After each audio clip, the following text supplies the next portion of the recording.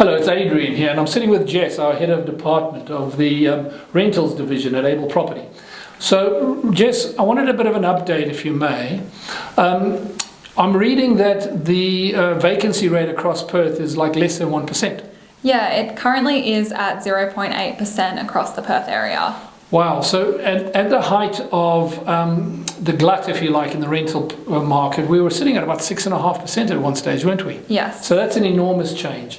But is it across the whole of Perth? We are finding that it can be area specific, so it's not across all suburbs. So some there is a real high demand for properties, especially in the western suburbs, but we're finding that there are specific suburbs that the demand isn't as high. Mm-hmm. So I'm a landlord, I've been through 10 years of pain, and quite often times I've seen the rentals have to come back every year after year in order for us to keep the tenants. Yes. We've been through that. The shoe's on the other foot now though.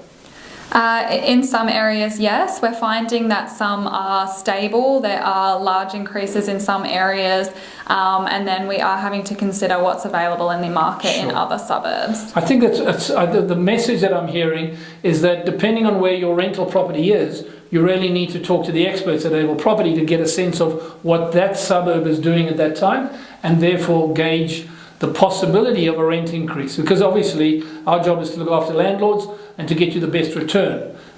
But it's a dynamic market and the tenants are out there obviously looking for the best deal that they can get.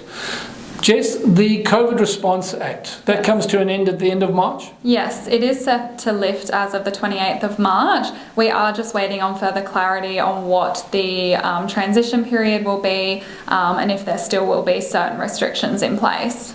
I think the fear, though, is that once those restrictions are lifted, that the rental prices will suddenly boom. Do you think that's likely to happen? At this stage, we'll have to wait and see what happens. We're not sure of the restrictions that will be put in place, but we're hoping for positive news.